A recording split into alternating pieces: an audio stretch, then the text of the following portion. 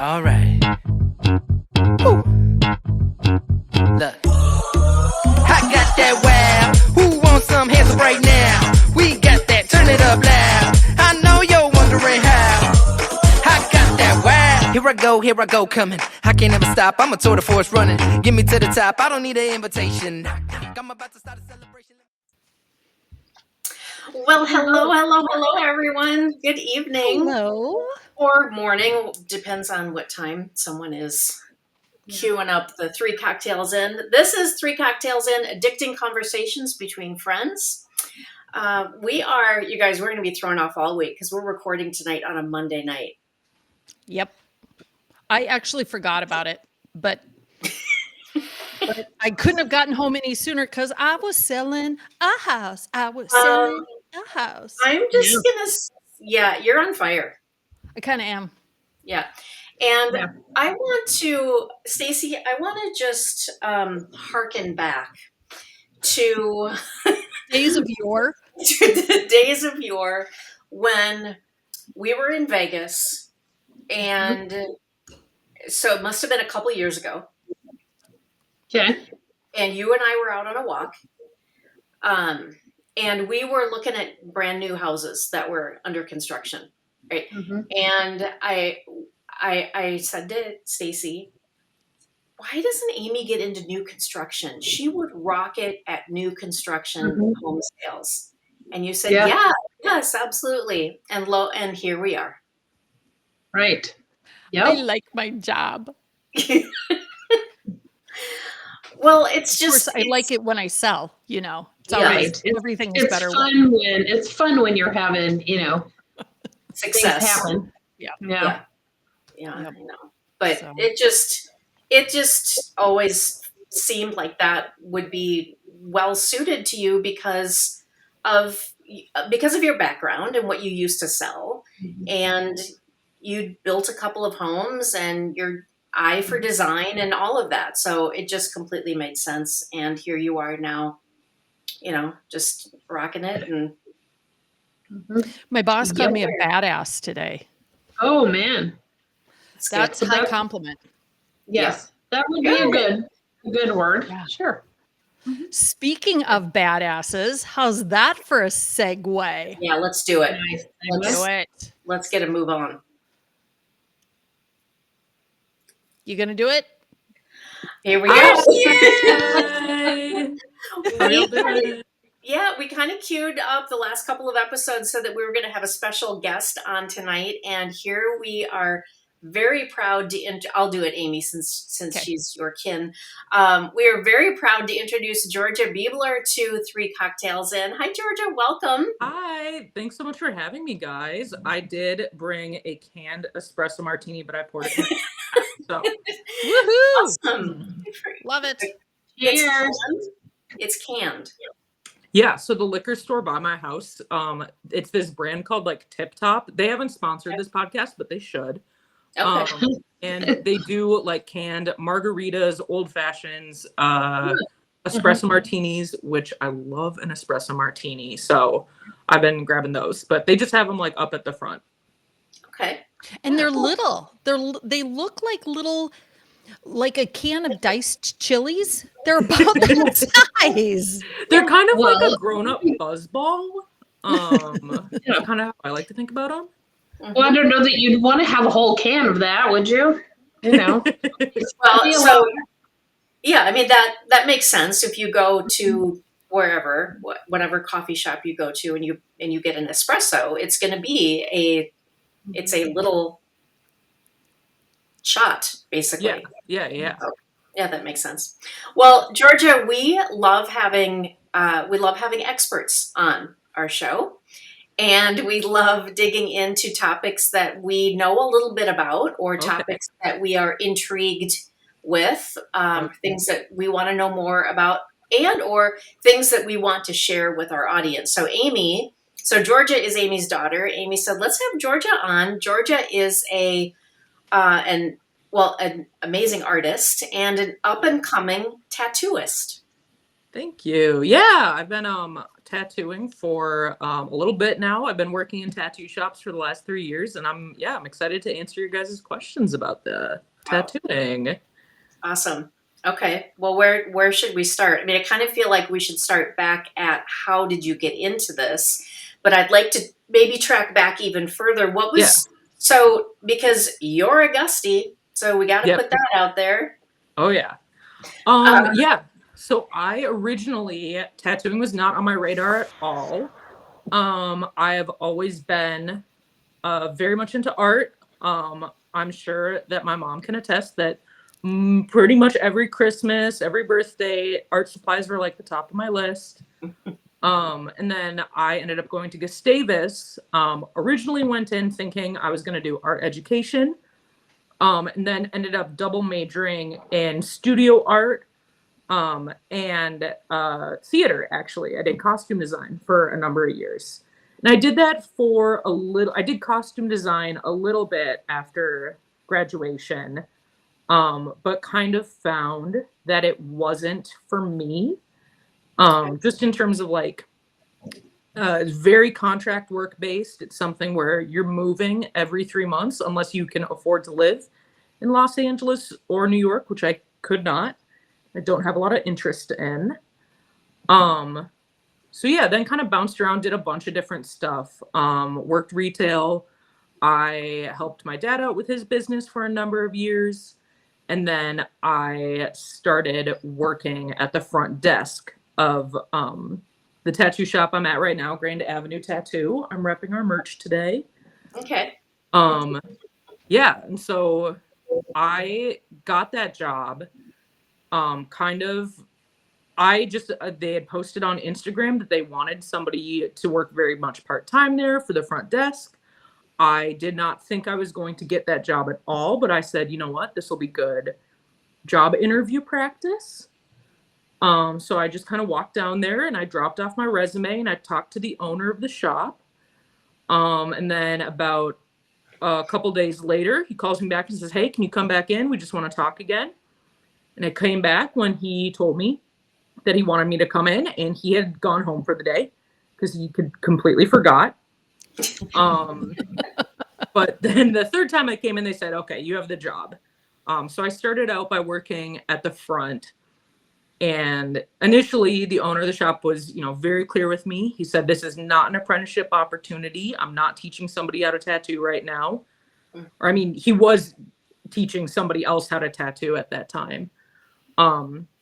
And I said, that's totally fine. I'm just, doing this part-time, kind of figuring out what it is that I want to do. And then about 45 minutes into my first shift, I was like, I think I'd really like to tattoo.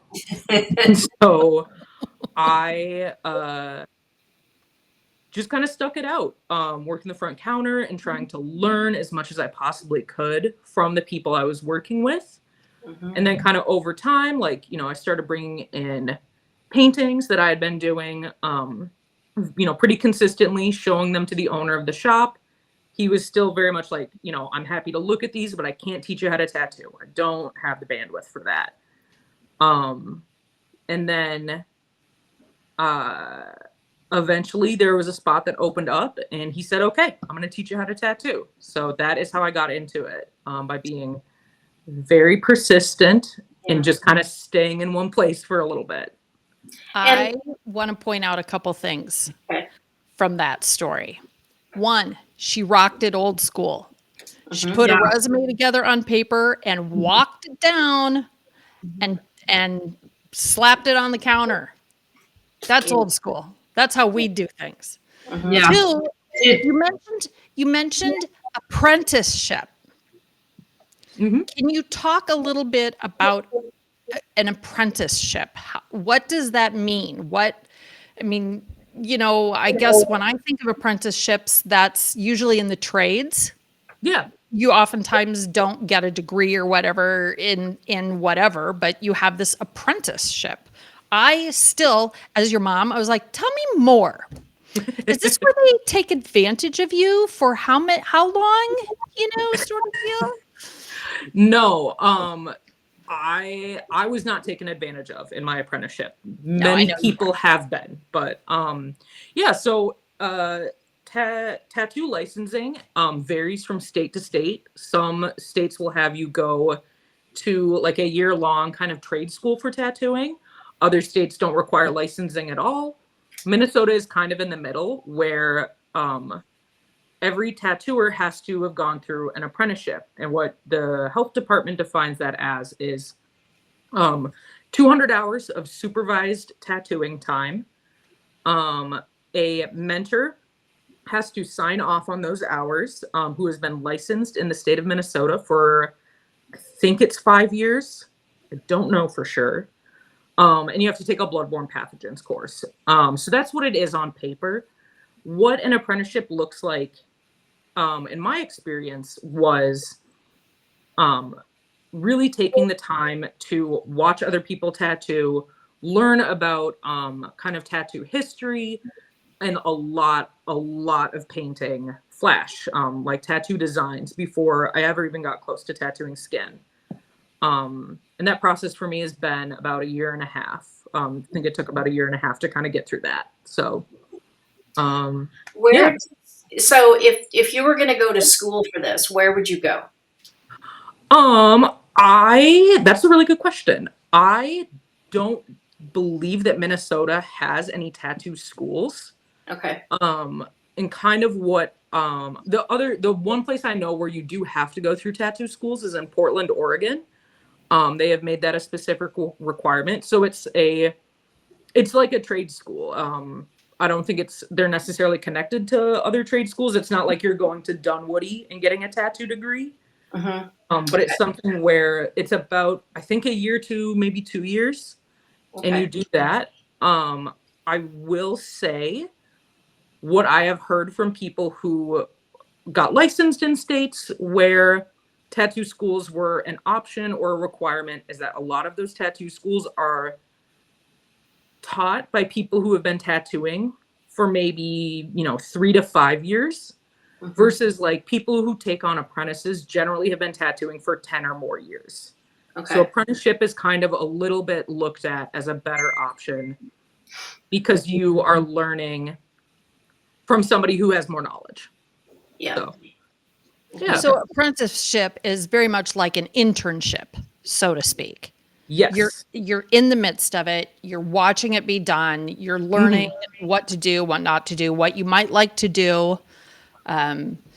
You mentioned flash, and as your mother, I can just tell everybody, there was never a time when Georgia was not drawing. Poor Georgia has always been my go-to. Georgia, I need XYZ poster, little card or whatever. One Christmas with the cousins, the young cousins, Georgia, what was it? It wasn't an Etch-a-Sketch, but it was a whiteboard. Oh, it was a whiteboard.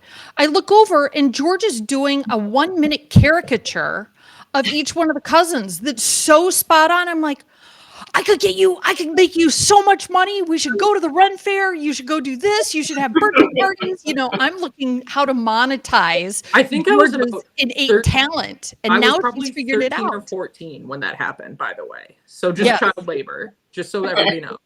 Let the record show.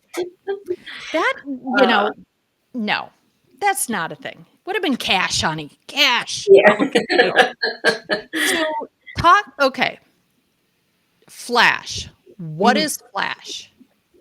Yeah, so when you walk into a typical tattoo shop, you'll see a lot of it's usually like an 11 by 14 sheet of paper, just all the pictures hanging up on the walls. And before the days of doing custom tattoos, it would be, you walk into a shop, you point to whatever's on the wall and you say, I want that one. And those are all flash designs. I actually have some here if people want to look. Show and tell. Yeah. So these are some ones that I've painted. So we've got, they'll look, oh gosh, I almost spilled my drink. Something like this. Yeah, so it's just a lot of these are based off of like vintage or, stuff that was maybe originally drawn or painted in like the 40s is kind of where like a lot of that got popularized. So then I just painted like my version of it. But yeah, I have painted over the past couple of years, and I like it a lot. Yeah. So how did you, well, so first of all, he, I'm guessing, would not have said, okay, Georgia, I will teach you if he Mhm. didn't see talent in you, right? Yeah. I mean, I would guess that not everybody can, like, I am not artistic at all. I can't really draw anything. It would be a stretch for me to say, I think I want to be a tattoo artist, right? Yes. I think that you don't have to be an incredible artist to be a tattooer and to be a good tattooer. I think that a lot of it is more craftsmanship, like being able to take direction, kind of follow the conventions. Because I know a lot of people who are great artists and they do really cool art, but they can't take criticism, or they wouldn't be able to handle having a client say, oh, what you spent a long time doing looks great, but can we change XYZ? Mm. um but yeah, there has to be a certain level. Yeah. Does anyone not change what is done? I swear every time, and Amy's done it too, where she gets a tattoo and then changes it. I've heard that from a lot of people, or they add to it, or they color it different. Yeah. Oh yeah. I mean, I think that it's not uncommon. It's not uncommon to get, little things tweaked here and there. I am pretty lucky. I get clients who pretty often will come in and they'll just say, what do you got in your book? And then they just pick something. And I say, do you want that in black and gray, or do you want that in color? And they say, I want color. I show them how I would color it, and they say, cool, let it rip. So yeah, it's kind of a mix, but I'm always, happy to make changes as long as I think the tattoo will still look good and age well and hold up over time. So for somebody like Stacy, who's never had a tattoo, unlike Kitty and I, who do have tattoos. Yes. Although Kitty's we like to come back to Friends. You know how Phoebe got the tattoo and she said it was the whole world? It was like, Kitty's is bigger than that. But you've said you won't get another one. So say you've never had a tattoo, but you're intrigued by the idea. How does one find a tattoo artist? How do you know what you want? How much is it going to cost? Where do you want to have a tattoo? Where should you not have your first tattoo? On your body, I'm talking about. All Sure. these things. Yeah, I would say if you're someone who has never had a tattoo before, but you are interested in getting one, the first place that I would have you look is actually Pinterest. Maybe like, oh, I want some kind of flowers. Just type in flowers tattoo. And then you might start scrolling through and you like, oh, I like these ones that have like a really thin line, a really fine line. So I'm going to start putting in fine line. Yes, like you like your fine line tattoos. Kind of pull together some pictures, some images of stuff you want. And then the second place I would say to look is Instagram. Most tattooers I know operate their business, their portfolio, so to say, is their Instagram page. You can also start by looking up like what shops are close to me. You can find that shop on Google. Usually they're going to have their Instagram attached. Look at the Instagram. Start scrolling through. You might see there might be, 4 tattooers. One of them does, realism. 2 of them do kind of like classic traditional style. One might do like all lettering. And then there's going to be that one tattooer who does the fine line tattoo style that you want. And usually you can contact people through DM or email. So that would be how I would recommend finding a tattooer. Some people are going to want you to come in person for a consultation, especially for larger work. A lot of times it's just easier to go in person. I would also say if you live very close to a tattoo shop, just walk in. Just see what's going on. See if the people are nice. See if you like the vibe there. The shop I work at is we're a walk-in shop. So we get people walking in all the time. We've never met them before.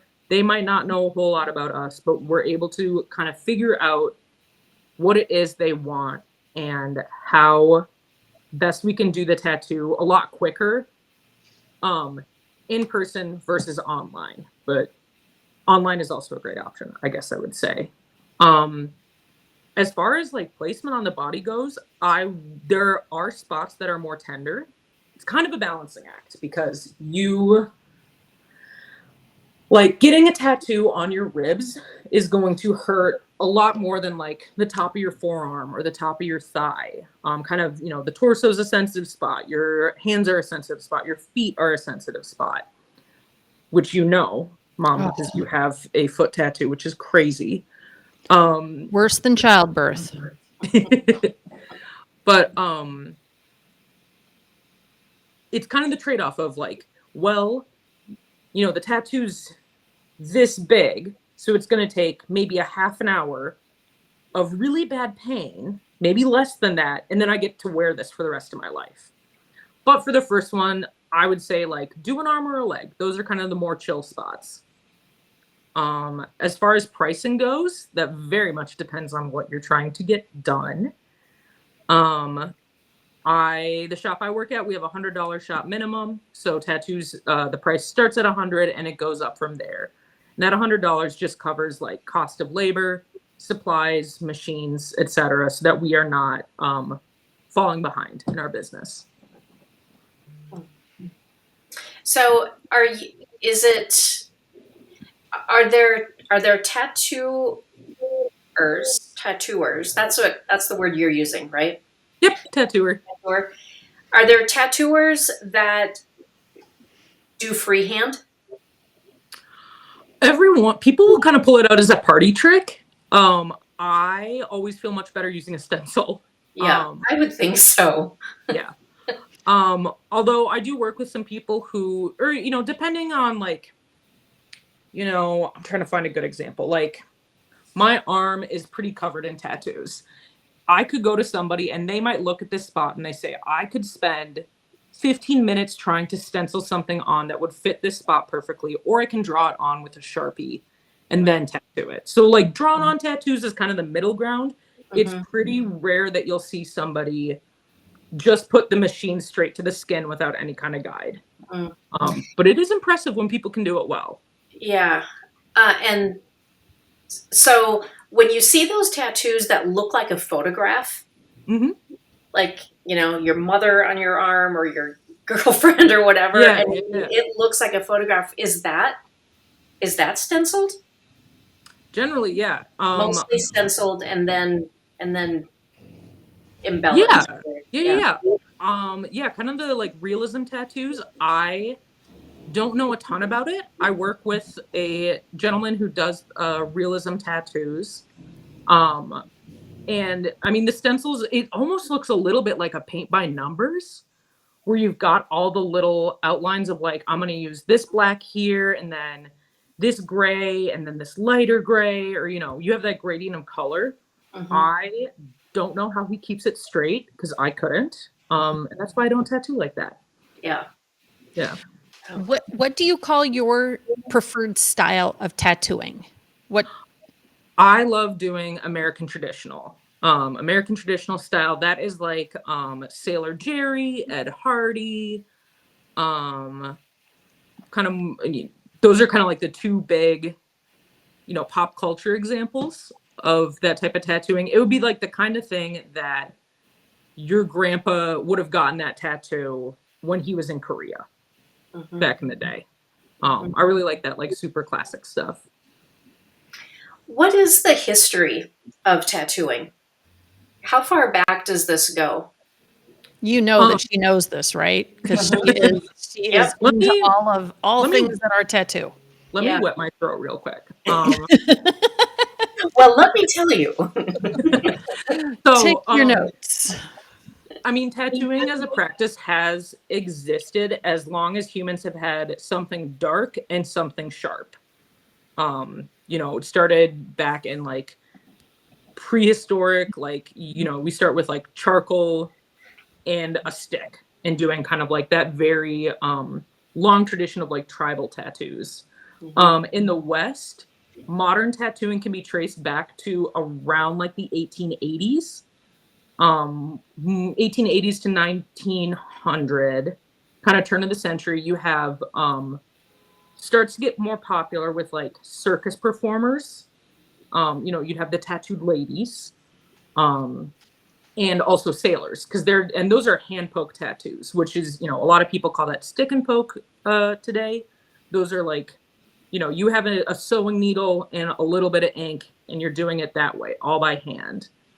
And then in, I believe, the 20s-ish, I'm not remembering all the dates right. This is chronologically correct. I'm going to get the years wrong. But the electric tattoo machine, the first electric tattoo machines start coming out.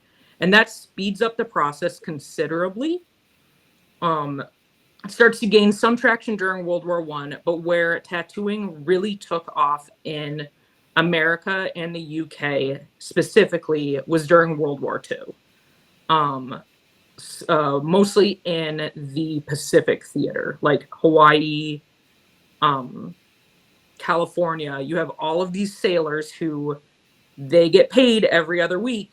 And so you get tattoo shops opening up, by the army base or out in Virginia. You'd open up a tattoo shop. Some tattooers would only work on payday Friday, Saturday, Sunday, and they'd make enough money to do their thing.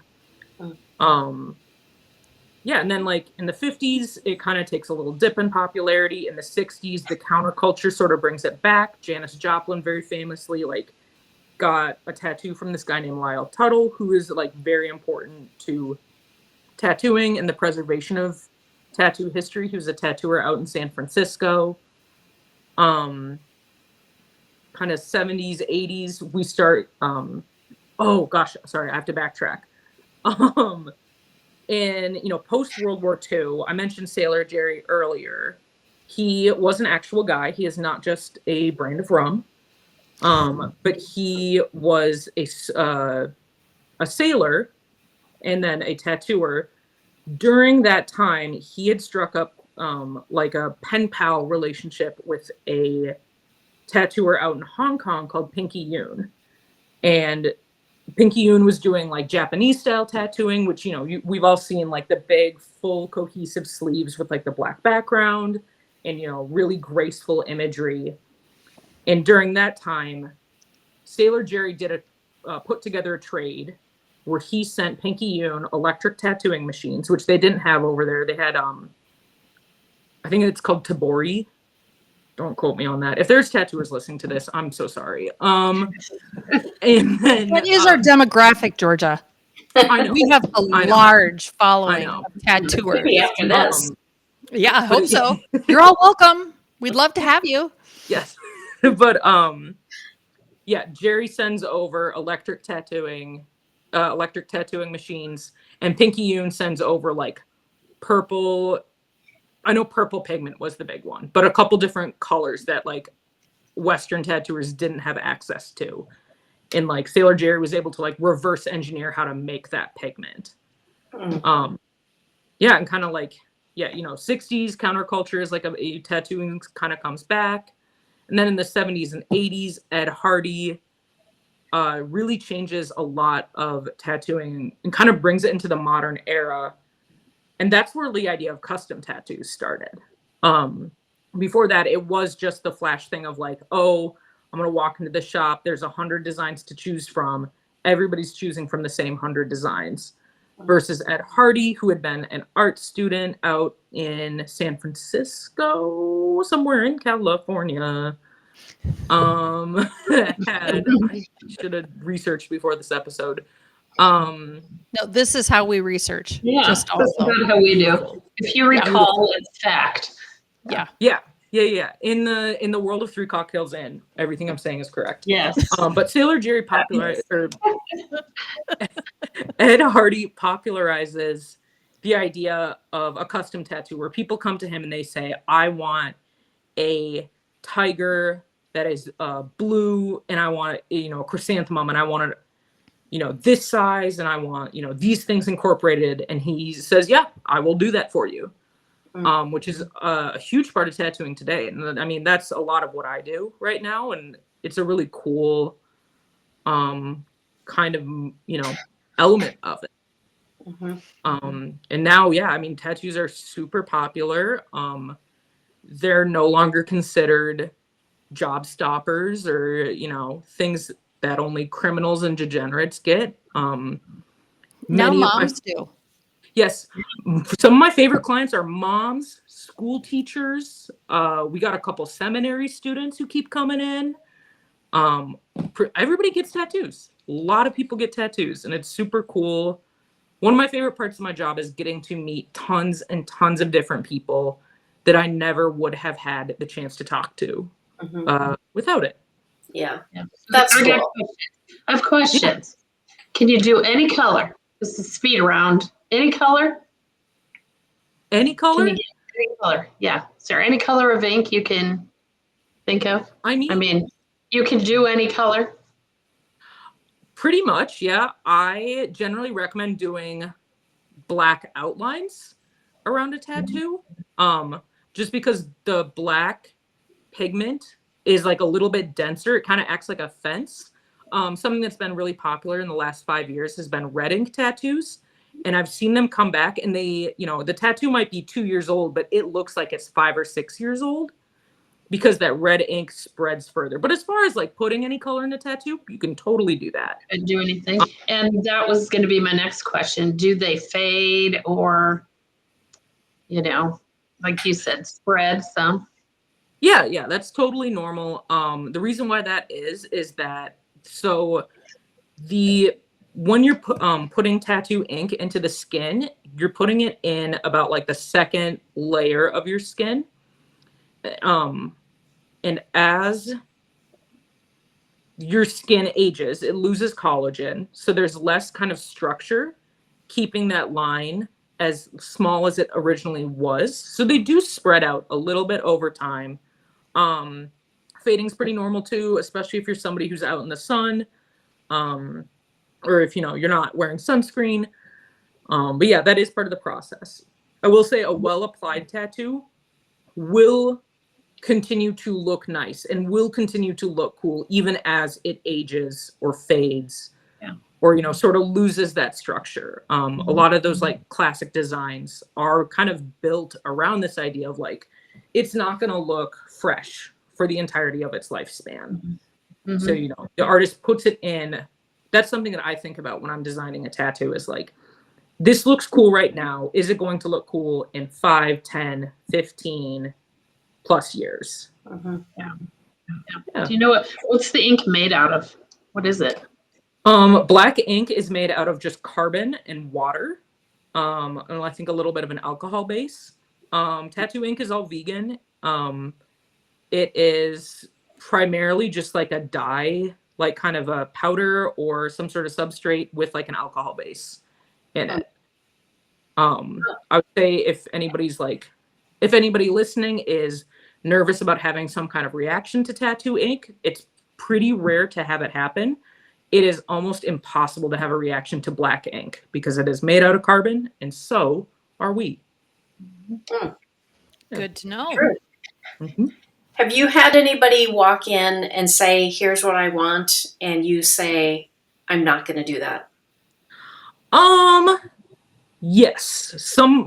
I would say 99% of the time, if I turn down a tattoo, it is because I don't feel like I have the skill level to do it justice. I am lucky to work with a lot of people who are very good tattooers, though, so I usually just try to refer them to somebody else. There are things that I won't tattoo. I'm not going to tattoo anything hateful.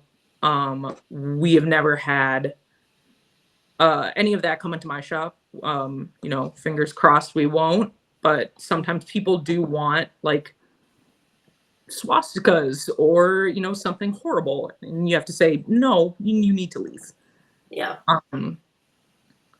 I don't tattoo faces. That's just kind of a big commitment for both me and the person getting the tattoo. I'm a little bit selective on what I tattoo on like necks or hands, especially if the person is not already heavily tattooed. If you're pretty heavily tattooed, I usually feel pretty good about tattooing a hand or a neck. If you don't have any other tattoos and you want your first tattoo to be on your hand, I will probably talk you into doing it on the top of your forearm. Or Yeah. Just because of a pain perspective, or just it's because of more of how visible it is? it's more that it's super visible. Yeah. I tattoo in St. Paul. We are smack dab in the middle of like 3 or 4 different college campuses. So we do get a lot of people who are very young, maybe 18 or 19, and they want, a big badass tattoo right on the back of their palm. They don't have any other tattoos. And it's just like that is, that's a big commitment. And that's something that person's going to live with for the rest of their life. So I generally try to talk people into somewhere else. I mean, I think it looks sick to like get a palm tattoo, get a neck tattoo. I probably won't be doing neck. I'll do my hands at some point, but I know you like that idea, Mom. Nothing on the face. Nothing on the face. Probably not. So Oh, typically, I think can you probably. just come in and get a tattoo? I mean, or should you make an appointment? Are you going to want somebody that's thought about it instead of like 11 p.m. on Saturday night? Just Stacy's coming this weekend. Yeah.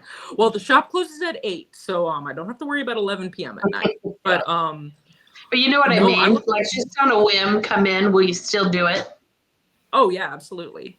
I love those types of tattoos. Yeah, we do walk-in. The way that walk-in tattoos work at the shop I work at is that they're just first come, first serve. With that, there are some constraints. Like I try to keep it around palm sized or smaller, just something that I can do in under 2 hours of time with some drawing time. For those larger pieces or things that are more involved where I want more time to sit down and really work out a drawing, I do prefer to book that. But if somebody comes in and they, I did walk-ins on Sundays. Let's walk through what I did. I did, lettering on 2 girls. I tattooed someone's mom's name on them. Someone else brought in a little drawing that they just wanted tattooed on them. Another person just wanted a little bit of a cover up. They wanted to cover up a name, so I did that. Yeah, I mean, I love the walk-in thing. I love when people come in on a whim. It's fun to be able to get them, in and out and kind of, strike while the iron is hot, so to speak. Mm-hmm. So if you want to go get a tattoo, how do you prepare? I would say the big things are first and foremost, eat breakfast, eat food before you get tattooed. If you don't, you are more likely to pass out because it is hard on your body to get tattooed. Is that because, wait a minute, do they pass out from pain? No, it's just your body's under stress. So you are in pain. Tattoos generally don't make people pass out from pain. It's usually a factor of other things going on. Like maybe the person has their blood sugar drop, or they didn't eat all day, or they were not doing well, so that can cause people to pass out. Okay. But that's pretty rare. I would just say eat some food beforehand. You're going to have a better time. It's not going to hurt as bad. I don't know why the science is that way, but it is. Other things to prepare. If you are getting a tattoo on your torso or on your ribs, wear clothing that you can, comfortably get to the spot that you're tattooing at. I would also say don't wear white into a tattoo shop. I do my best not to get ink on people, but and I would just say, just come in with a good attitude. Be willing to listen to your tattoo artist, especially if they tell you that something is not going to work or if you're going to have to do something differently. Mm-hmm. I know for myself, I don't like telling people no. So if I'm going, if I tell a client like, hey, what you're asking for is not going to work, it's because it's actually not going to work. It's not that I don't want to do it. I'm trying to help people out in the long run with that. Yeah, that's good. I think that's great that you guys you obviously want people to be happy with what they're about to do. Oh yeah. So you're advising them as best you can as the expert. Rather than y'all looking at each other and saying, "Oh, this Yahoo wants a Daffy Duck," or whatever. I don't know. Nothing I would against love to tattoo. Yeah, I mean, I would love to tattoo Daffy Duck. That's really fun. What's the weirdest thing you've ever, or oddest thing you've ever tattooed? Oh man.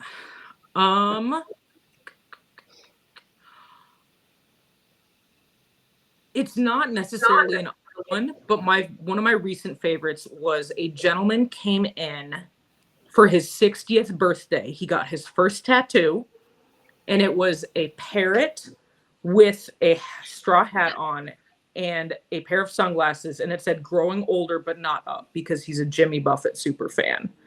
Oh, sure. I was going to say, I knew as soon as you said the straw hat, that's where it was probably going. Yeah. Probably the wildest one I've seen in the shop is that there was a woman who came in and got made in Texas tattooed on the bottom of her foot. Which I think I shook her hand afterwards because I was so impressed that she actually did it. Because I mean, just oh god, it had to have hurt so bad, but she said grateful. Yeah, the foot does hurt. Speaking from experience, the foot, the ankle hurts. Mm-hmm. The rest of them haven't hurt. So yeah, wow. Well, really interesting, Georgia. I think it's been fun for us that know you. It's been fun to watch your journey into this profession and how great it is that you found something that you really love doing and you're tapping into your true and unique talents. And that's something that we have really hit pretty consistently over the episodes here, because that's as 50s, we cannot stress that enough to people of any age, to tap into your unique talents and look at that smile on her face, right? Mm-hmm. And it's wonderful to see that, Georgia. You're such a talented person, and it's just wonderful to see you grow into this woman that you are and the talents that you are, and it's fun to highlight your story here too. Thank you so much. I really appreciate it. Your mom said something, how you could see where you wanted to go, but you didn't need it right away. You figured it out what your goal was and you made it happen over time instead of, applying for the tattoo artist position everywhere and tried to get it that way. You took your time and saw the goal and then worked toward it. And that's, I think, hard for some people, to figure that out. Be patient enough to wait for it. Mm-hmm. Totally. And I think that is absolutely something that I have learned from going through this experience of, working in a shop and wanting to tattoo and then learning how to tattoo, is that it takes a lot of humility and a lot of patience and a lot of consistency. And I think like being consistent and making, kind of seeing like, I might not be at the finish line tomorrow, but I can take this one step towards it, or I can,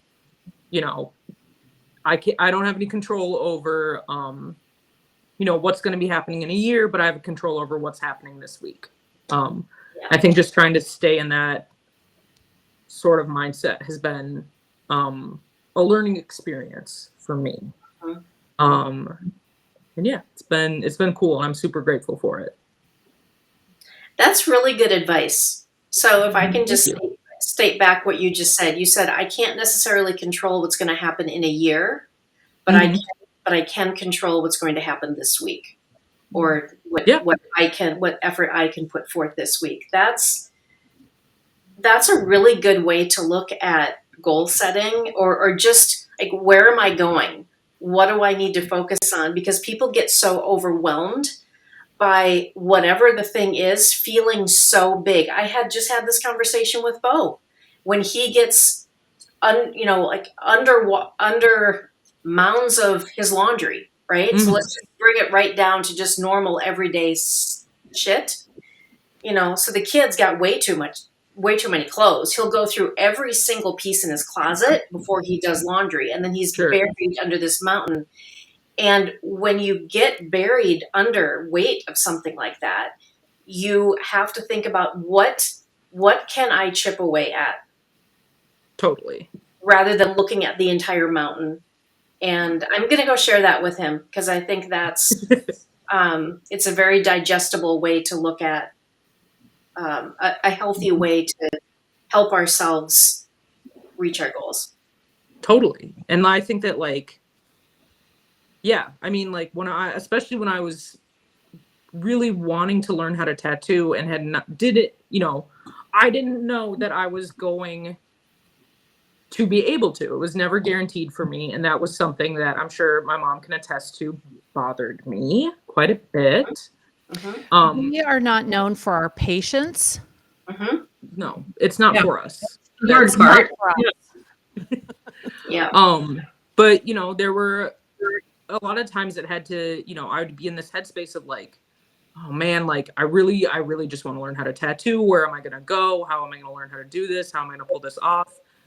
And I couldn't, there's no moving that goalpost when you don't have the way forward.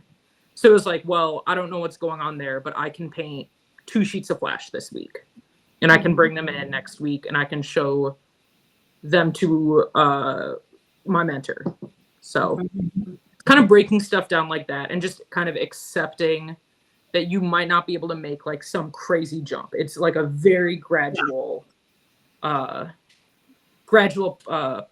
to success. Yeah. Well, and maybe the fact that you didn't know for sure that it was going to happen makes you go after it even more. Right? It makes sure that every day you show up and you put in 100% of your effort.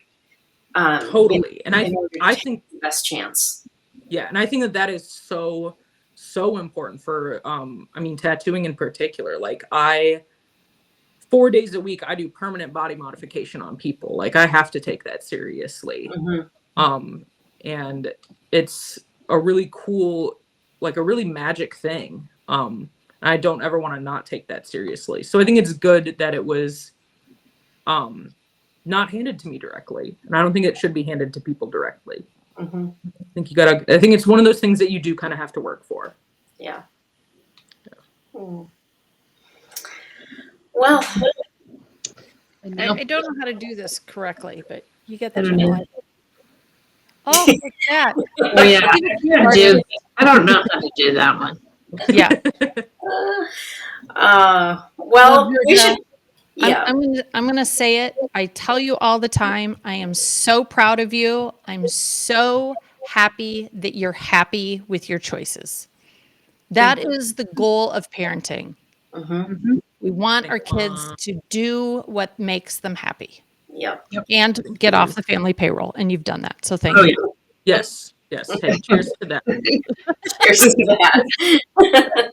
Because when you're off the payroll, you don't have to listen to the opinions and the advice. Right.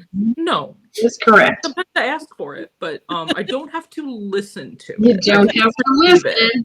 There you go. That's right. All right.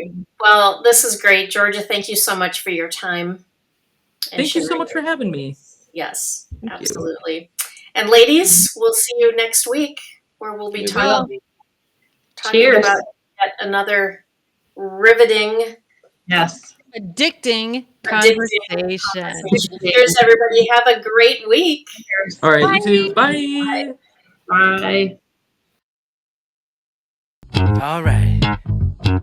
Woo.